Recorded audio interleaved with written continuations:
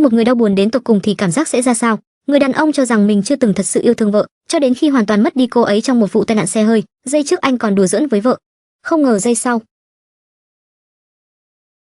cô ấy ra đi rồi. Bố vợ báo tin dữ cho anh ấy biết vợ anh đã qua đời, nhưng khuôn mặt anh lại bình thản, không hề dao động. Anh ấy bình tĩnh lau sạch vết máu tươi trên mũi giày.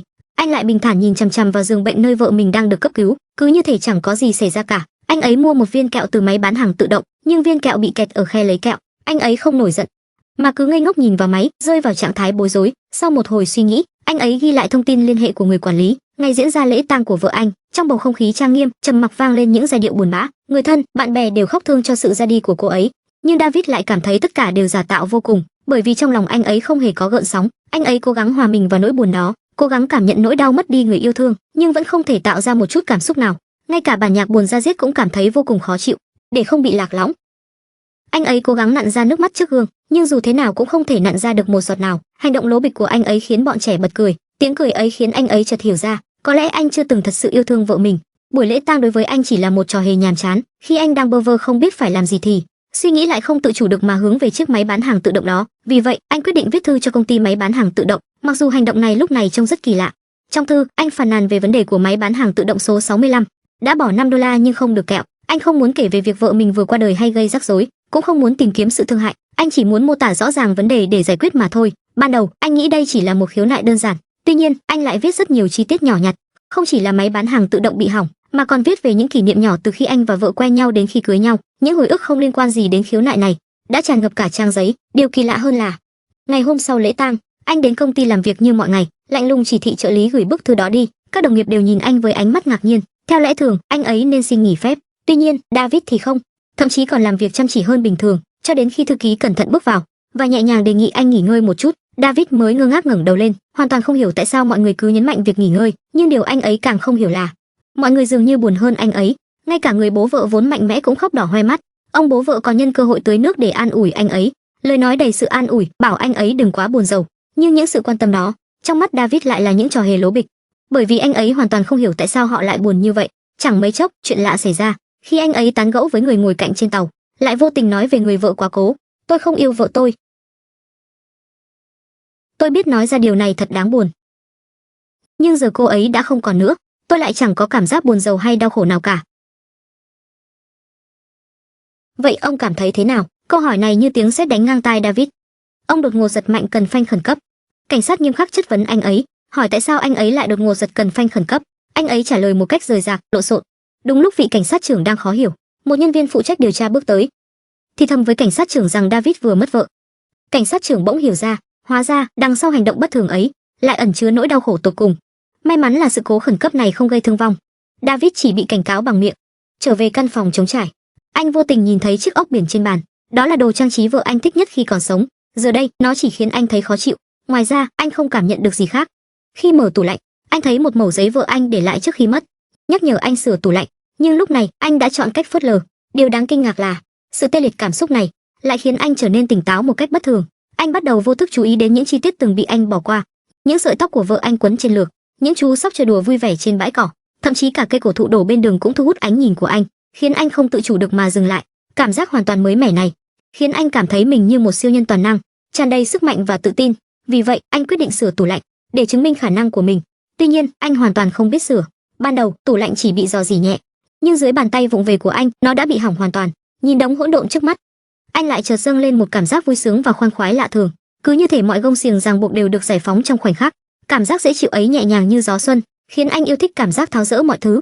Anh đã tháo rời chiếc máy tính trong văn phòng, tháo dỡ chốt cửa nhà vệ sinh cứ kêu liên hồi, thậm chí cả máy pha cà phê mà vợ anh thích nhất cũng không thoát khỏi số phận đó. Nhưng những sự phá hoại nhỏ nhặt này dường như không thể thỏa mãn được khao khát trong lòng anh. Một ý nghĩ kỳ lạ lại nảy sinh trong đầu anh. Ngày hôm sau, anh lái chiếc xe sang trọng đến công trường phá rỡ, xin người đốc công một công việc vất vả, thậm chí không chút do dự mà rút tiền mặt ra, làm tiền công thuê mình. Anh hy vọng có thể thỏa mãn bằng cách trút giận này. Dường như anh bị thúc đẩy bởi một sức mạnh nào đó trong lòng, khao khát tìm lại cảm giác đã mất giữa sự phá hủy và xây dựng lại. Tuy nhiên, điều anh theo đuổi rốt cuộc là sự thỏa mãn trong công việc, hay sâu thẳm trong tâm hồn. Sự khao khát và giải phóng không thể diễn tả bằng lời. Thấy anh cầm búa nhỏ đập mệt nhọc, người đốc công liền đưa cho anh một chiếc búa lớn hơn. Chiếc búa như được thổi vào một loại phép thuật nào đó, ngay lập tức thắp lên niềm đam mê và động lực trong lòng anh, làm cho anh tràn đầy sức sống hơn bao giờ hết. Những người bạn cùng làm cho rằng anh ấy phát điên rồi, nhưng chỉ có anh mới cảm nhận được rõ ràng. Mỗi lần vung búa xuống đều giúp anh giải tỏa những ức chế đã kìm nén từ lâu, dường như chỉ có sự phá hoại mới giúp anh cảm nhận được sức sống mãnh liệt của cuộc đời. Tuy nhiên trong lúc làm việc hăng say, một chiếc đinh bất ngờ đâm xuyên qua bàn chân anh, nhưng anh lại không cảm thấy đau. Khoảnh khắc chiếc đinh được rút ra, anh hít một hơi thật sâu, miệng anh ấy thốt lên thật sảng khoái. Điều kỳ lạ hơn là David mắc phải một căn bệnh quái dị không thể lý giải được, thường xuyên rơi vào ảo giác sâu sắc. Hình ảnh người vợ thường xuyên xuất hiện trong gương, hoặc anh ấy cứ lơ đễnh phiêu bạt đến bờ biển nơi anh gặp vợ mình. Anh ấy từng cho rằng lý trí của mình đã bị rạn nứt, luôn cảm thấy trong đầu có một con sâu đang ăn mòn tư tưởng của anh ấy, khiến thế giới của anh ấy tan vỡ. Tuy nhiên, sau khi kiểm tra toàn diện bằng thiết bị chính xác, các bác sĩ tiết lộ một sự thật gây sốc hơn. Trong não anh ấy không có sâu, nhưng một phần lớn tim anh ấy đã bị một sinh vật nào đó ăn mất. Tim anh thiếu đi một mảng lớn. Cái gì? Sao lại thế này? Dựa vào vết cắn để phán đoán. A32R18, RL70, A32R18F17. Tôi đoán là do loài bướm đêm Bắc Mỹ gây ra. Anh nói gì vậy? Hóa ra tất cả những gì vừa xảy ra chỉ là ảo giác. Cơ thể anh ấy không bị bất kỳ căn bệnh nào xâm hại. Bác sĩ nhắc nhở anh ấy chỉ là quá mệt mỏi, cần nghỉ ngơi và điều dưỡng tốt. Hôm đó, anh ấy vô tình nghe thấy những đứa trẻ nhà hàng xóm đang vui vẻ gõ trống. Nhịp điệu sôi động ấy như một phép thuật thu hút anh ấy, khiến anh ấy không tự chủ được mà lắc lư thân thể đã tê liệt từ lâu. Dường như chỉ trong những nốt nhạc nhảy múa ấy, anh ấy mới có thể tìm lại sức sống đã lâu không có. Âm nhạc sôi nổi ấy như dòng suối mát chảy vào tâm hồn, khiến anh ấy say mê không thể dứt ra được. Tuy nhiên, bản thân anh ấy không hề nhận ra rằng, mặc dù chưa từng cảm nhận được nỗi buồn, nhưng không biết từ lúc nào, anh ấy đã đánh mất khả năng tìm kiếm niềm vui. Nhưng sự phấn khích ngắn ngủi này đã chớp nhoáng đánh thức ngọn lửa đam mê sâu thẳm trong lòng anh. Từ đó, anh ấy hoàn toàn yêu thích việc nhảy múa theo nhạc rock, cho dù là ở các nhà ga tàu điện ngầm đông đúc, hay trên những con phố náo nhiệt tấp nập, thậm chí là ở công trường xây dựng đầy bụi bặm, anh ấy đều nhảy múa hết mình. Vũ điệu cuồng nhiệt ấy như thể đang lay động linh hồn mà anh ấy đã khó khăn lắm mới tìm lại được, hoàn toàn không quan tâm đến những ánh mắt khác lạ và tiếng thì thầm bàn tán của người xung quanh. Dường như cả thế giới đều bị chinh phục bởi sự quyến rũ của anh ấy. Bạn bè nhận thấy sự khác thường của anh ấy, đến gần hỏi han quan tâm, nhưng câu trả lời của anh ấy luôn là tôi ổn. Tuy nhiên, niềm vui luôn ngắn ngủi. Rất nhanh, David phát hiện ra rằng âm nhạc từng khiến anh say đắm giờ đây lại không thể khơi dậy bất kỳ hứng thú nào trong anh. Vì vậy, anh ấy quyết định quay lại sở thích phá hoại đồ vật. Căn biệt thự nơi anh và vợ đã cùng nhau trải qua biết bao nhiêu ngày tháng là mục tiêu đầu tiên của anh. Anh ấy lái chiếc máy kéo, không chút do dự lao thẳng vào ngôi nhà. Tiếng nổ lớn vang lên, tường biệt thự xuất hiện những vết nứt lớn. David nhìn căn phòng bừa bộn, trong lòng dâng lên một sự thỏa mãn khó tả. Rồi anh ấy đi vào phòng ngủ tìm kiếm sự giải tỏa triệt để hơn. Anh ấy đập mạnh vào bàn trang điểm của vợ, mỗi cú va chạm đều mang lại sự kích thích chưa từng có. Tuy nhiên, trong cơn điên loạn đó, một mảnh giấy rơi xuống thu hút sự chú ý của anh ấy.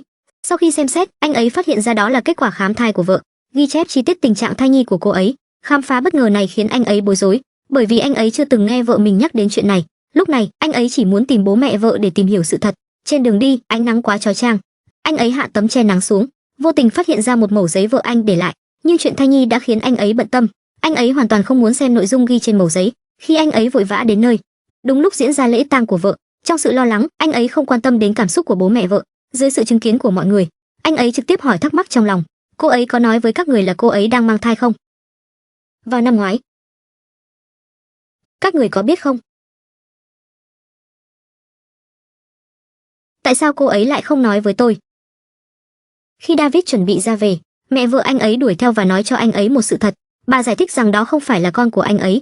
Con gái tôi đã sớm yêu người khác rồi.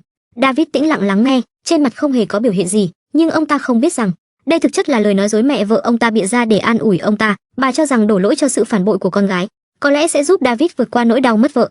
Tuy nhiên, lời nói dối này giống như con dao hai lưỡi, trong khi bảo vệ David, lại cũng tạo ra một khoảng cách khó có thể vượt qua giữa ông ta và sự thật. Mặc dù vậy, David vẫn đến trước mộ vợ mình, dự định làm lời từ biệt cuối cùng. Khi đang ngẩn ngơ trước bia mộ trang nghiêm, ông ta nhìn thấy ở phía xa một người đàn ông đi tới dâng hoa cho vợ mình. Ông ta chắc chắn người đàn ông này chính là tình nhân của vợ mình, nên giả vờ không để ý hỏi tên anh ấy và bình tĩnh nói với anh ấy rằng ông ta đã biết hết mọi chuyện. Tôi chỉ hy vọng anh đã thực sự yêu thương cô ấy. Tôi không biết anh đang nói gì. Tuy nhiên, người đàn ông đó tỏ ra ngơ ngác, hoàn toàn không hiểu ý ông ta. Người đàn ông đó run giọng giải thích, anh ấy chỉ là tài xế của một chiếc xe khác, do nhìn điện thoại nên gây ra tai nạn và dẫn đến một bi kịch không thể nào cứu vãn. Anh ấy vừa nói vừa khóc, hối hận về lỗi lầm của mình. David lúc này mới nhận ra mình đã trách lầm người, những nghi ngờ trong lòng tan biến như nước rút, thay vào đó là sự đồng cảm sâu sắc. Bi kịch này không thể nào thay đổi được, một sự an ủi khó tả, nhẹ nhàng chạm vào hai trái tim tan vỡ. Khi anh ấy trở lại xe, mảnh giấy bị vứt bỏ tùy tiện lọt vào tầm mắt. Anh ấy nhặt mảnh giấy lên, trên đó là những dòng chữ thanh tú: nếu trời âm u anh không thấy em, nếu trời quang anh sẽ nhớ em. Câu nói này đã chạm đến trái tim David. Một cảm xúc khó tả trào dâng, những kỷ niệm tươi đẹp hiện về trong đầu, cả những chi tiết nhỏ nhặt mà anh ấy chưa từng để ý tới. nhớ lại khoảnh khắc trò chuyện vui vẻ trước khi vợ anh ấy gặp tai nạn, tất cả dường như mới chỉ xảy ra ngày hôm qua. Anh ấy đột nhiên bật cười lớn, nhưng trong tiếng cười lại pha chút u buồn, kéo theo đó là nhiều mảnh ghép ký ức về người vợ quá cố. Những ngày tháng ấm áp, tiếng cười, những lần cãi vã và hòa giải. Lúc này anh ấy không thể kìm chế được nữa, nước mắt cứ thế tuôn rơi. Nhớ thương, đau lòng, tiếc nuối, mọi cảm xúc phức tạp đan xen vào nhau. Cảm giác đó giống như một chiếc khóa, dần dần trói buộc tất cả, khiến anh ấy rơi vào vực sâu thăm thẳm. Nếu tình yêu như dòng nước chảy róc rách, thì nỗi buồn lại chậm rãi và sâu lắng. Khi nỗi đau ập đến như bão tố, tình yêu sâu sắc lại hiện lên bền bỉ và mãnh liệt đến thế. Khoảnh khắc người thân yêu ra đi, thường không khiến người ta cảm thấy buồn rầu. Nỗi đau thực sự khắc cốt ghi tâm, thường bắt nguồn từ những điều nhỏ nhặt trong cuộc sống thường nhật.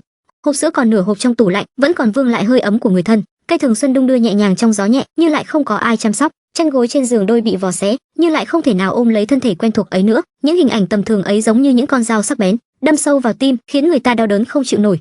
Tuy nhiên, điều đau lòng nhất là khi cơn bão trong tâm hồn dần lắng xuống, đột nhiên lại bị những mảnh ghép ký ức liên quan đến họ xâm chiếm. Cảm giác ấy thật sự khó thở. Nỗi đau không thể diễn tả bằng lời ấy, hoàn toàn không có lối thoát nào để giải tỏa. Nó sâu lắng và kéo dài, giống như đêm dài vô tận. Cho dù tôi có cố gắng tìm kiếm một tia sáng nhỏ nhoi nào đó, vẫn không thể thoát khỏi những ký ức ám ảnh như ác mộng. Cuối cùng tôi đã hiểu ra, nỗi đau không thể nào giải tỏa mới thực sự là đau đớn. Cuộc đời không thể thay đổi mới là cuộc đời tan vỡ. Từng nghĩ sự ra đi của anh chỉ là một cơn mưa lớn trong đời, sau khi buồn rầu ngắn ngủi sẽ lại đón chờ ánh nắng ấm áp, nhưng không ngờ cơn mưa ấy lại hóa thành một vùng ẩm ướt suốt đời, thấm sâu vào từng ngóc ngách trong tim tôi. Trong mỗi khoảnh khắc bất ngờ, đều có thể chạm đến sự lạnh lẽo và bi thương khi anh ra đi.